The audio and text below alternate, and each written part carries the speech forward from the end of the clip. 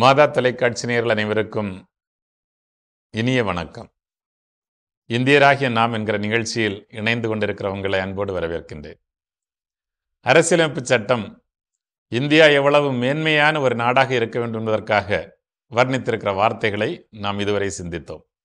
ஒரு இறையாண்மை மிக்க சமதர்ம பொருளாதாரம் கொண்ட சமய சார்பற்ற மக்களாட்சி குடியரசாக இது இருக்க வேண்டும் என்று அவர்கள் கனவு கண்டார்கள். ஆகவே அதை செயல்படுத்துகிற பொறுப்பில் நாம் எல்லோரும் இருக்கிறோம். இன்று நாம் பார்க்கிற அடுத்த மிக முக்கியமான வார்த்தை, அதில் சொல்லப்பட்டிருப்பது அனைவருக்கும் நீதி என்கிற அந்த வார்த்தை, ஜஸ்டிஸ் ஃபார் ஆல்.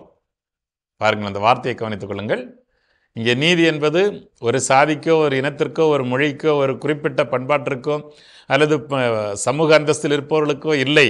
மாறாக இந்த நாட்டில் இருக்கின்ற எல்லா மக்களுக்கும் நீதி வழங்கப்பட வேண்டும்.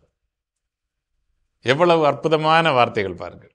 ஏனென்றால் பல நெடும் காலம் இந்த நாட்டில்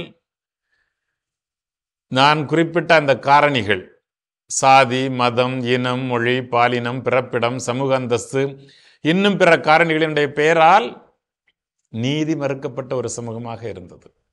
ஏற்றத்தாழ்வான ஒரு சமூகமாக இருந்தது. நான் உயர்ந்தவன், அவன் தாழ்ந்தவன், அவன் தீண்டத்தகாதவன் என்றெல்லாம் நம்பிக்கொண்டிருந்த ஒரு சமூகமாக இருந்தது. ஆணும் பெண்ணும் சமமல்ல என்று நம்பிக்கொண்டிருந்த ஒரு சமூகமாக இருந்தது. பெண் கல்வி கற்கக்கூடாது என்று சொன்ன ஒரு சமூகமாக இருந்தது. சாதியினுடைய பெயரால் பிரிவினைகள், மதத்தினுடைய பெயரால் பிரிவினைகள்,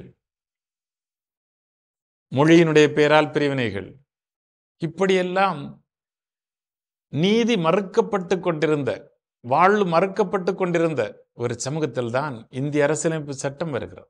அனைவருக்கும் ஒளியாக வருகிறது. எனவேதான் நீதி மறுக்கப்பட்ட இடத்திலிருந்து வந்த அம்பேத்கரால் இந்த வார்த்தைகளை உறுதியாக எழுத முடிந்தது.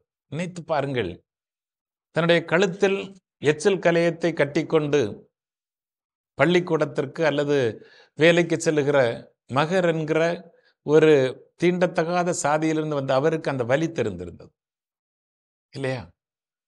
நீதி மறுக்கப்பட்ட ஒரு சமூகத்தில் பிறந்த அதனுடைய கொடுங்கோல் தன்மை அவருக்கு தெரிந்திருந்தது. எனவேதான் சுதந்திர இந்தியாவில் இவை எதுவும் இல்லாமல் மனிதம் போற்றப்படக்கூடிய, மனிதம் நேசிக்கப்படக்கூடிய, மனித மாண்புகள் அனைவருக்கும் வழங்கப்படக்கூடிய ஒரு தேசமாக இருக்க வேண்டும் என்பதற்காக அதற்கான அடிப்படை தேவை என்ன? எல்லோருக்கும் நீதி கிடைக்க வேண்டும். நீதியில்தான் வாழ்வு பிறக்கிறது. நீதி மறுக்கப்படுகிற சமூகத்தில் அநீதி மலிந்து போகிறது. அது அநீதிகளின் கூடாரமாக மாறுகிறது.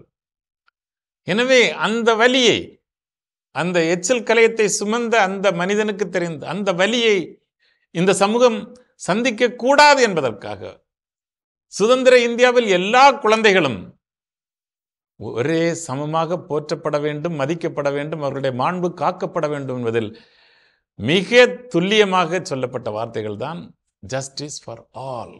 எல்லா வேறுபாடுகளையும் கடந்து இந்திய தாயின் பிள்ளைகள், இந்திய குடிமக்கள் என்கிற ஒற்றை அடிப்படையிலேயே அனைவருக்கும் சமமான நீதி வழங்கப்பட வேண்டும் என்பதில் அம்பேத்கர், அவரோடு இருந்து இணைந்து உழைத்தவர்கள் அவ்வளவு அக்கறை காட்டினார்கள். இன்றைக்கு அந்த நீதி சமூகத்தினுடைய எல்லா தளங்களிலும் பரவி விரவி கிடக்கிறதா என்று நாம் கேட்டு பார்க்க வேண்டும். அப்படி இல்லை என்றால் குடிமக்களாகிய நாம் இதை ஒரு சிறந்த குடியரசாக உருவாக்குவதில் தோற்று போயிருக்கிறோம். நீதி வழங்குவதற்கான முறைமைகளை சரியாக செயல்படுத்த தவறி இருக்கிறோம்.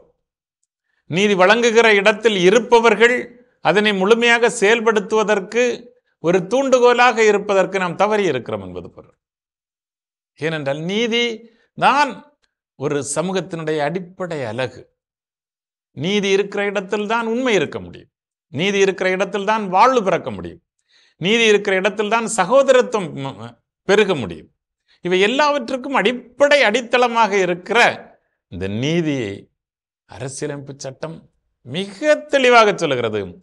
அவன் ஏழையோ பணக்காரனோ, படித்தவனோ படிக்காதவனோ, உயர்ந்த சாதியோ தாழ்ந்த சாதியோ எப்படி இருந்தாலும் சரி, அவர்கள் அனைவருக்கும் சமமான நீதி வழங்கப்பட வேண்டும் என்பதை அரசியலமைப்பு சட்டம் உறுதியாக சொல்லுகிறது. அந்த நிலையை நோக்கி நகர்வதற்கு நாம் ஒவ்வொருவரும் இன்னும் கடுமையாக உழைக்க வேண்டும் என உங்களை அன்போடு கேட்டுக்கொள்கிறேன். அப்படிப்பட்ட ஒரு நீதியான சமூகத்தில் வாழ்வதில்தான் பெருமை இருக்கிறது என்பதை உணர்ந்தவர்களாக நீங்கள் வாழ நான் ஆசைப்படுகிறேன்.